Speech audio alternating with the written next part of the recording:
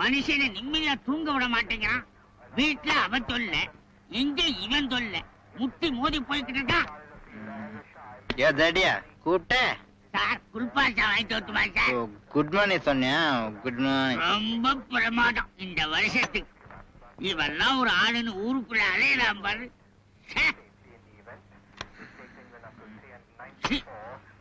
இவன் தொல்ல பெரிதா இருக்குதே. கேஷியர் என்னம்மா நான் கூப்பிட்டு அங்க என்ன பார்வை?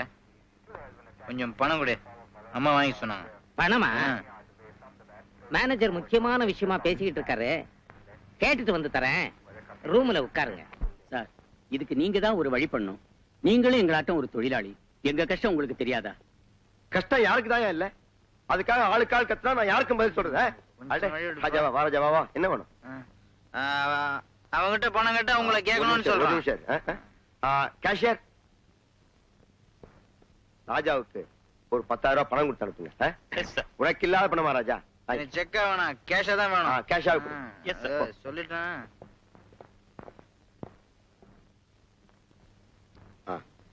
இப்ப என்னப்பா செய்யணுங்கிறீங்க?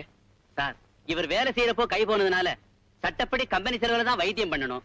பண்ணல, வேலையை விட்டு நீக்கி விட்டீங்க. என்ன நியாயம் சார்? நியாயமோ அநியாயமோ எனக்கு தெரியாது. எல்லாம் அம்மா வந்தவருக்கு பேசிக்கலாம். போய் வேலையை பாருங்க, போங்க.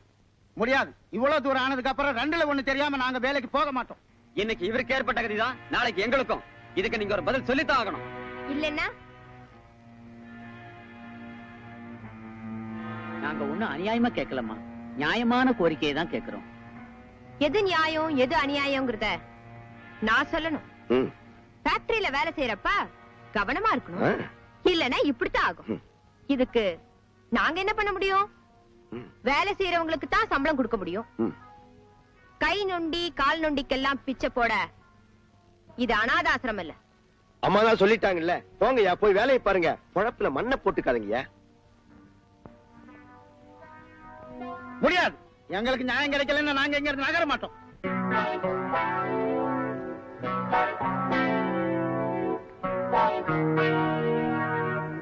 அப்படியா?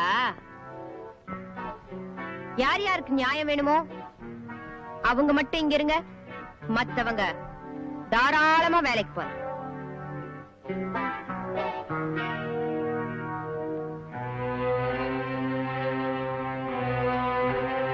நீங்க நினைக்கிற நியாயம் கண்டிப்பா இந்த காம்பவுண்ட்ல கிடைக்காது. Manager, yes madam. நியாயம் கிடைக்கிற கம்பெனிக்கு இவங்களை அனுப்பி வைங்க. Okay madam.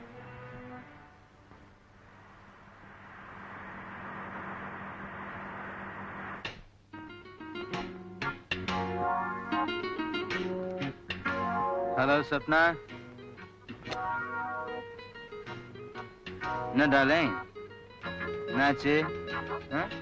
ஒரு மாதிரி இருக்க? தொடாதீங்க. நான் எப்ப போன் பண்ணேன், நீங்க எப்ப வந்திருக்கீங்க? என் பர்த்டேய உங்களோட மட்டும் கொண்டாடணும்னு நான் எவ்வளவு ஆசையா இருந்தேன். என் மேல உண்மையிலேயே அன்பு இருந்தா இப்படி எல்லாம் செஞ்சிருப்பீங்களா? என்ன சொப்னா இப்படி சொல்லிட்ட?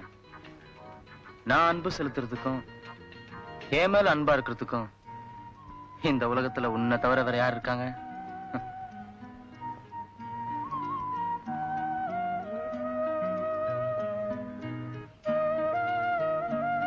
நினைவு தெரிஞ்ச நாள்ல இருந்து எங்க அம்மா என் அன்பா பார்த்தது கூட கிடையாது. அன்புக்கும் பாசத்துக்கும் ஏங்கும் போதெல்லாம் இந்த நெஞ்சம் உன் நிழல தான் தேடி வருது. நீயே கோச்சுக்கிட்ட அவர் எங்க சொப்னா போவேன்?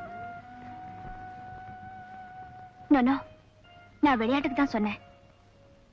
ஆமா, அம்மா பத்தி பேசும்போதெல்லாம் இப்படி குழந்தை மாதிரி ஆயிடுறீங்களே. அவங்க என்ன குழந்தையா நினைக்கவும் இல்ல, வளர்க்கவும் இல்ல. என்ன அம்மாவோ என்ன பிள்ளையோ? அதே கேள்வியதான் நானும் ரொம்ப நாளா எனக்குள்ளேயே கேட்டுட்டு இருக்கேன். ஆனா ராஜா, நான் எப்பவும் உங்களை தான் நினைச்சுக்கிட்டு இருப்பேன். நீங்கன்னா எனக்கு உயிர். ராஜா, உங்களை பார்க்கலன்னா அன்னைக்கு பூரா என் மூடையா விட்டாயிடும்.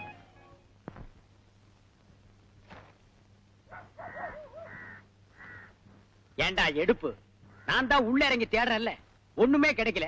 தொட்டிக்கு தொட்டி ஏண்டா சொரி நாய் மாதிரி அலையறீங்க? குப்பை தொட்டியா இது? எச்சி தொட்டி. உள்ள என்னென்னமோ. நெஞ்சு பொறுக்குதில்லையே.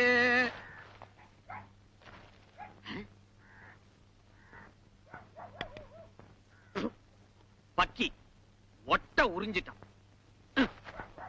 வர வர பொம்பளைங்க குப்பையே கொட்ட மாட்டேங்கிறாங்க.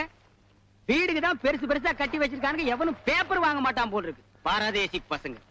இவனுக்கு காருக்கே பெயிண்ட் அடிக்க மாட்டானுங்களே. ஏல கைய வைக்காதடா பேமானி. போட்டிக்கு பொறுக்க வந்த நம்ம யூனியன்ல கம்ப்ளைண்ட் கொடுத்துருவேன், ஜாக்கிரதை. காலையில நான் தான் போனி பண்ணிருக்கிறேன். வேற தொட்டிய பாரு போ. சகோதரா, மன்னிச்சிரு. ஏதாவது கிடைச்சுதா? கிடைச்சது. குப்பையில ஒரு மாணிக்கமா? அலையாத.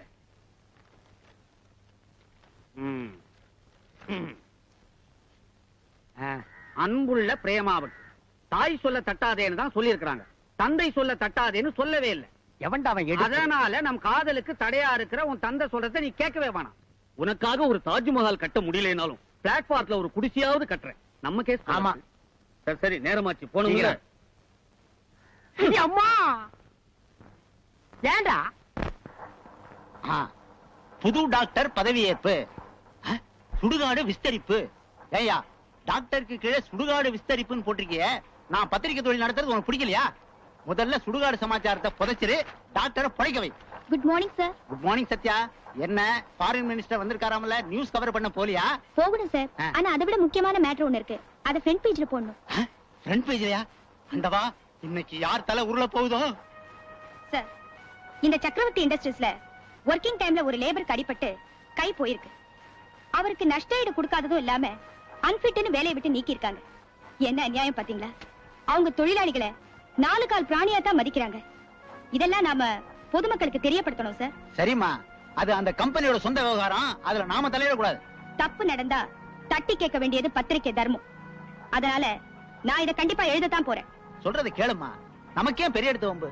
சத்யா, நிகழ்காலத்தில் நடக்கிற அநியாயங்களுக்கு நீ வெளிச்சம் போட்டா உன் எதிர்காலம் இருட்டாயிடுமா. ஒரு தீபத்துக்கு உயிர் வரணும்னா ஒரு தீக்குச்சி உயிரை கொடுத்ததான் ஆகணும். நீ ஒருத்தி சொல்றதுனால இந்த பிரச்சனைக்கு முற்றுப்புள்ளி விழுந்துருமா?